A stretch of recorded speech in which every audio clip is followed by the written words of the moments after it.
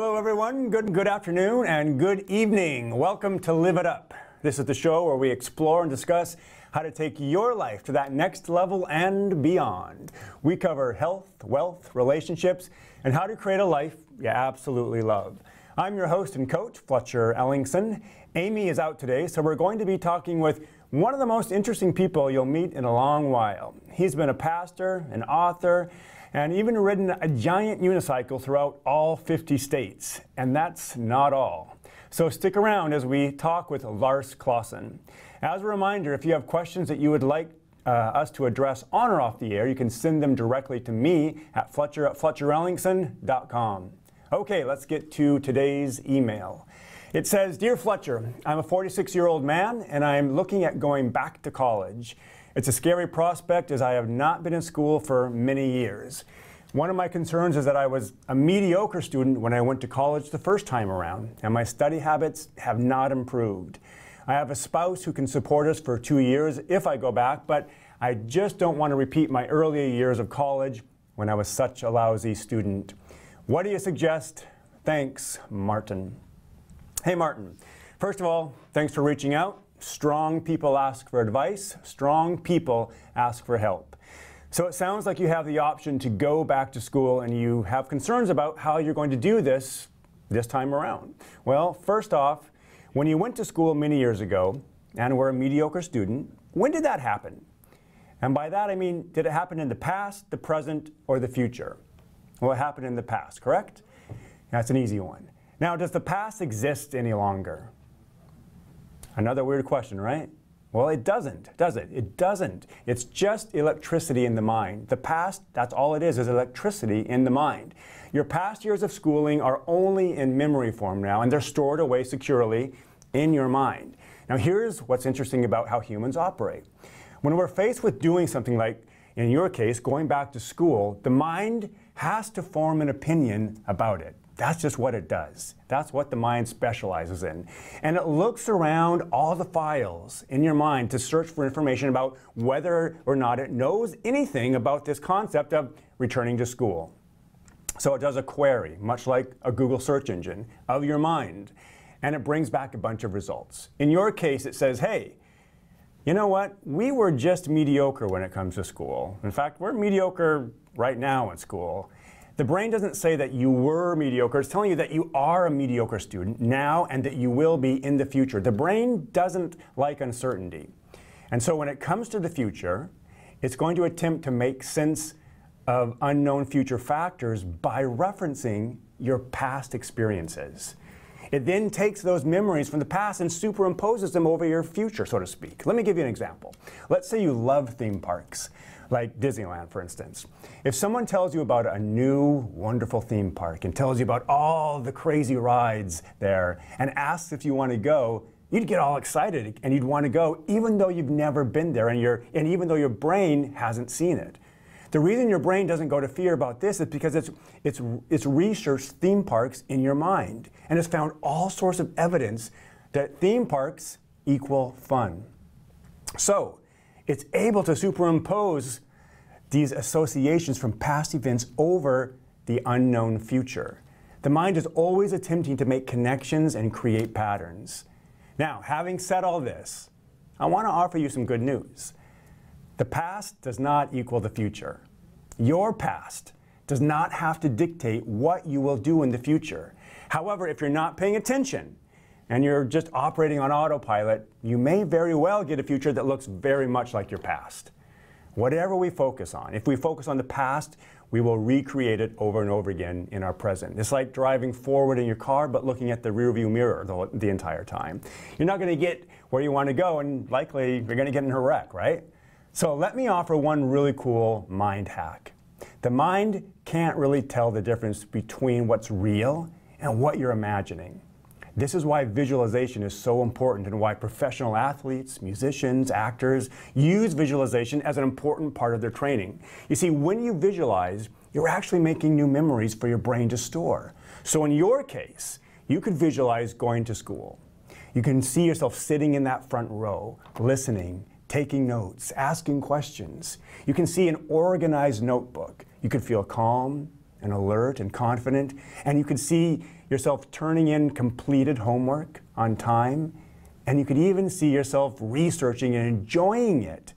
And finally, you can see yourself receiving those good grades. If you visualize this over and over, your brain can then recall this visualization as stored memories, like it's already happened. And then what your brain sees is an outstanding student. And that allows it to create a future, connect the gap between the unknown, right? So there's a lot of information about this topic out there. You can do some reading and start visualizing. But you've got this, Martin. So stay in action. I believe in you. All right, next up, stay with us because we're going to talk with Lars Clausen about his new book, The River of Life, as well as some of the other cool things he's been up to. We'll be right back.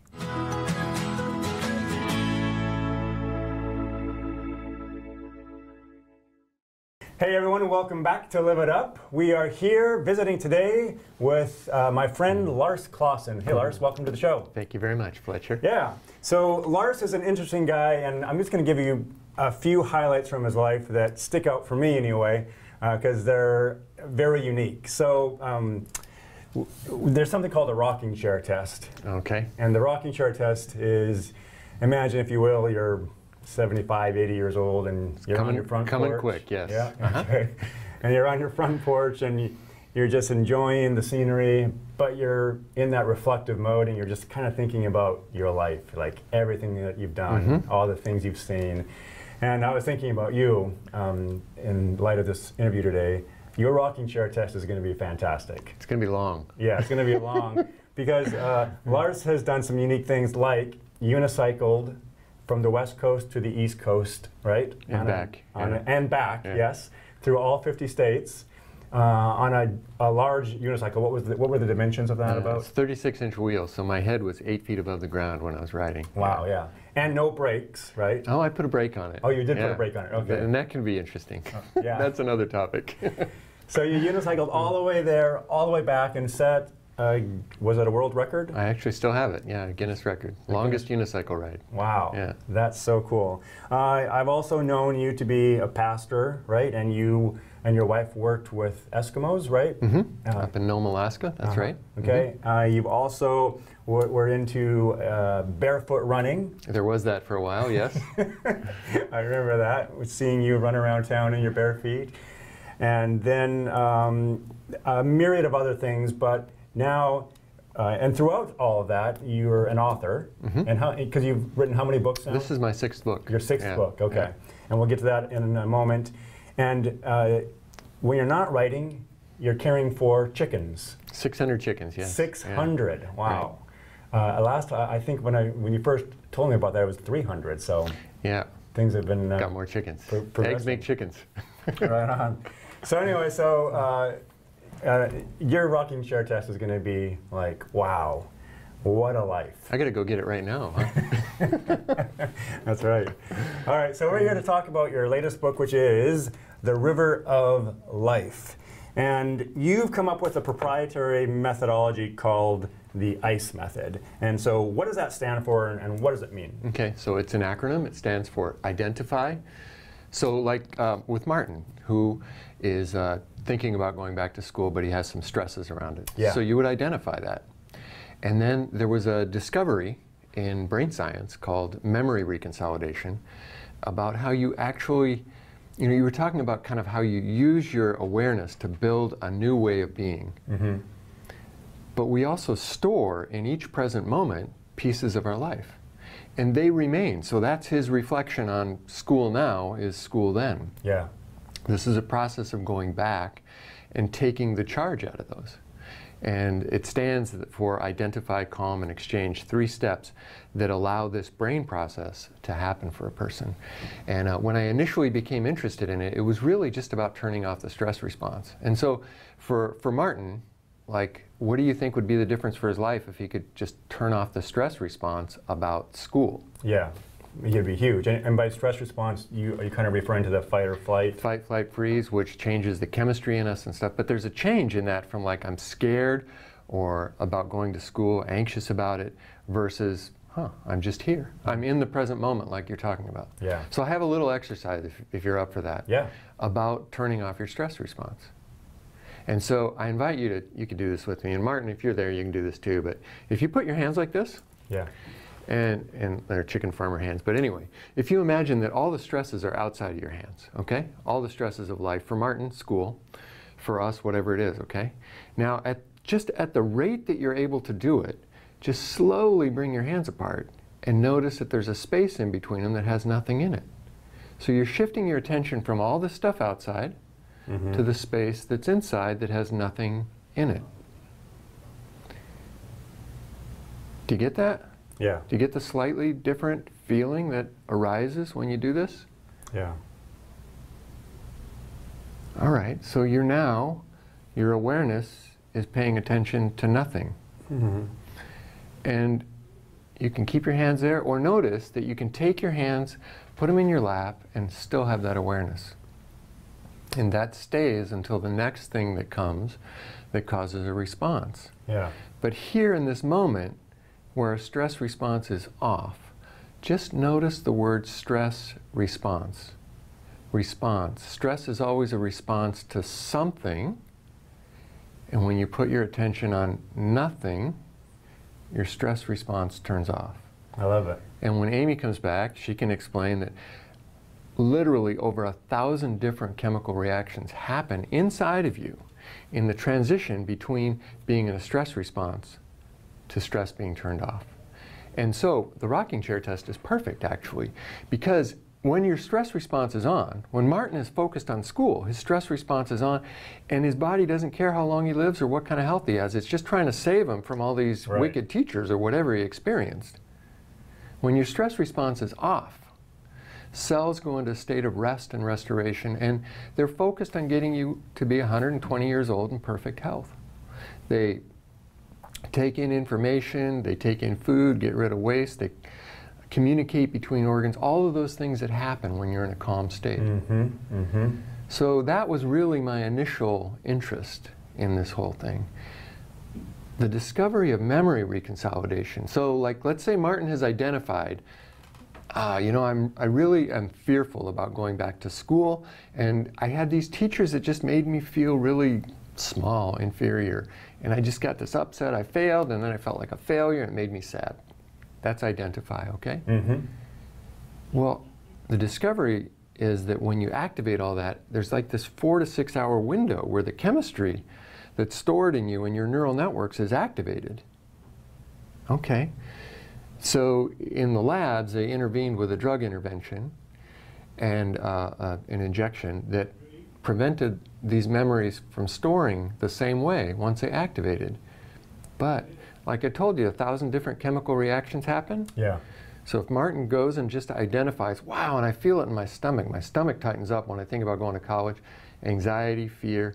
Okay, now he goes out to this space, changes his chemistry, that's the calm state, took his awareness from college and put it right here in the space that has nothing in it.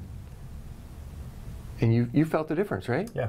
It's a subtle difference. Different people feel it differently. Okay, so now literally all there is to do is take your awareness and put it back in the exploration of going to college. And what got activated, it's been stored there for 20 years.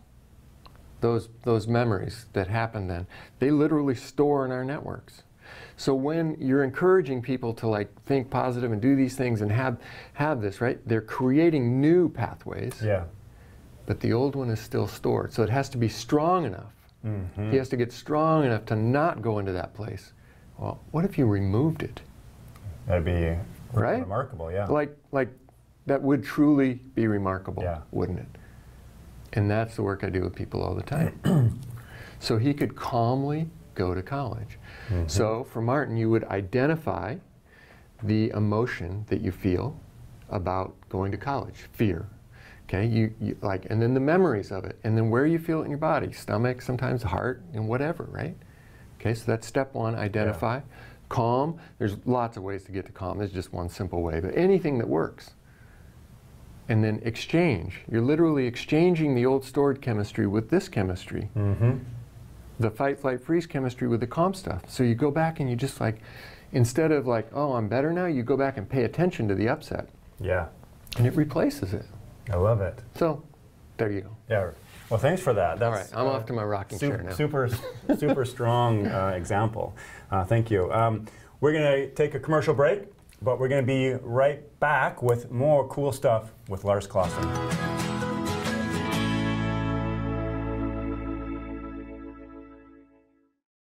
Hey, welcome back to Live It Up. We are here with Lars Clausen, and we're talking about the ICE method and his new book, The River of Life. Lars, your 6th book, you said, right? Number 6, Number yes. 6. What would you like us to know about this book? So, thanks again for the chance to visit about the ICE method. Yeah. And in my own journey of like turning off my stress response and reconsolidating those things that were upsets, I was totally captivated by that. Like not just about one thing like school, but everything in my life. So I've been doing this for 6 or 7 years now. And in the process of continuing to bring calm to my life, it's like space opened up to be aware and to be conscious of things that are talked about in the spiritual realm. So in a way, it's kind of like coming back to being a pastor. But the idea of consciousness, awareness, people have different words for this: infinity, source, God space. But in the simplest terms, like, this is written for people who understand that, yeah, there's some spiritual aspect to my life, a spiritual journey, but who have a block. So it's sort of the spiritual correlate of Martin wanting to go to college. I understand going to college is important, but there's this block for me. Yeah. What if you could remove that block on your spiritual journey? Well, you could make more, awareness could expand. And it's as simple as that. That's the purpose. So it's the ICE method applied to your spiritual journey. Wow. Yeah. That sounds powerful. It has been for me, yeah. And it's just very satisfying to share this. I've been sharing this with clients and people as I've been putting it together as a book. So it's super exciting to, somebody could just like get this book now and share this and be in correspondence with me or whatever. So yeah, and so you do work with people and guide them through this methodology, right? Do you have, and then we just have a few minutes left, but do you have an example or where someone got some results that were, yeah, actually, so I did a number of sessions with a person, and one of the things that came up for this person was actually college. Ended up having a really, really hard time in college. He's a very successful person. But when he goes back to that experience, he had these really, a lot of caught up emotions there.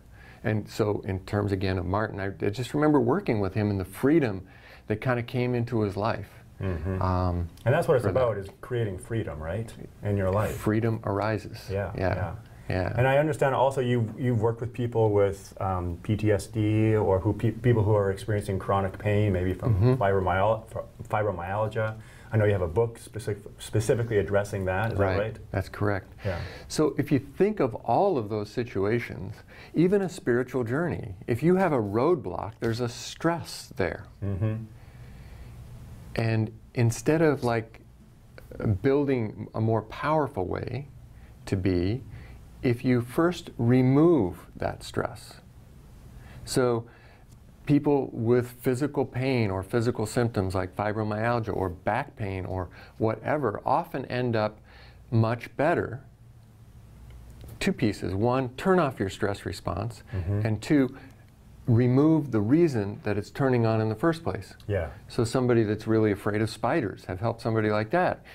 And without that fear of spiders, they can now go and do gardening work all the time, right? So this applies in so many areas of our life, right? The stress response comes on, and then it limits us. Turn that off and identify, for Martin in school, identify what it was about it that was a stress. When that's removed, he's now free to engage and use whatever powerful tools he can to really have an amazing experience of college without the past showing up there as like, you're a failure. Right. Yeah. I love it. So how often do you find yourself using this in your own life? Pretty much all the time. All the time. But that's the exception. Like working with people, and why is it? For some reason, it just grabbed me. Mm-hmm. And I work with other people, and it just grabs them, and they're goners for it. They just do it. But the reality of our lives is that we have been living with stress response on most all of our life, in reaction. Things happen as a kid, we learn one way of doing things, like you were, in your example at the beginning of the way the brain stores and works with things. Mm-hmm. And so we get inside of that, and I've got 57 years of that pattern. Yeah. I've got 6 years of this. Yeah. Well, now this is completely a habit I totally trusted. I did after a little while, but in the beginning it's like that way of being in reactivity, one thing versus another. It's not obvious. Like, you know what? If I just would identify it, take a moment, pay attention. Yeah. If I would then turn my stress response off and come back at it from outside of it, oh, that thing that's been bugging me for 20 years would not bug me? Right. That's like pretty hard to believe. Yes. So you need to do it enough times Yeah. that you trust it. Yeah, because it's not obvious. No. I mean, I always tell my clients, your body doesn't care about if you're thriving or not. It simply cares about if you're surviving. So yes. So what I love about this is it's going to deal with survival, but put you in a position where you can actually begin to thrive in your life. If you choose to, right? Yeah, so, I think that's really true. Yeah. And so if this is of interest to you, Mm-hmm. I invite you just to play with it. And then make notes that, oh, this thing that used to bug me, these spiders that used to bug me don't bug me anymore. Because my experience, so I helped this woman terribly afraid of crickets in the garage. A couple of weeks later, another session, it's like, well, how is it with the crickets? Well, I haven't thought about them.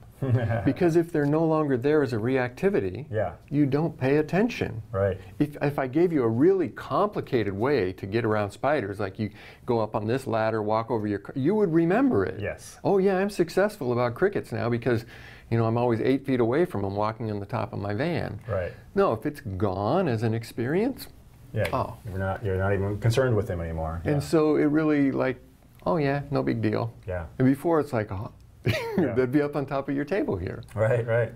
I love it. Yeah. Well, hey, we have to go, but thanks for the Thank chat. you, Fletcher. I love it. Yeah. Hey, The River of Life is available on Amazon.com, or go to your website, which is icemethod.com. icemethod.com. All right, it's time to get out there now. Be a source of kindness. Be a source of contribution. You have something to offer this world, and I believe in you.